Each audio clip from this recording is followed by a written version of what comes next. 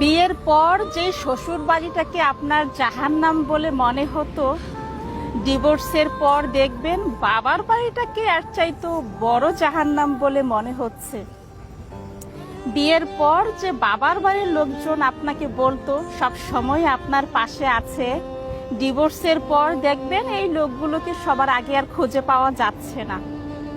বিয়ের পর আপনার শ্বশুর বাড়ি থেকে সামান্যতম ঝামেলা হলে আপনি বাবার বাড়ি থেকে হরহামেশাই শুনতে পেতেন, আমাদের মেয়েকে কি খাওয়াতে পড়াতে ও বাড়িতে পাঠিয়েছি নাকি। ডিভোর্সের পর দেখবেন এই মানুষগুলোই আপনাকে খাওয়ার খোটা দিচ্ছে। বিয়ের পর যে বড় ভাইয়ের বউ আমাকে বলতো, আমি দেখে এমন ছেলের সংসার করছি, তিনি হলে নাকি একদিনও করতেন না। ডিভোর্সের পর সেই বড় ভাইয়ের বউ আমায় বলছে আর একটু মানিয়ে নেওয়া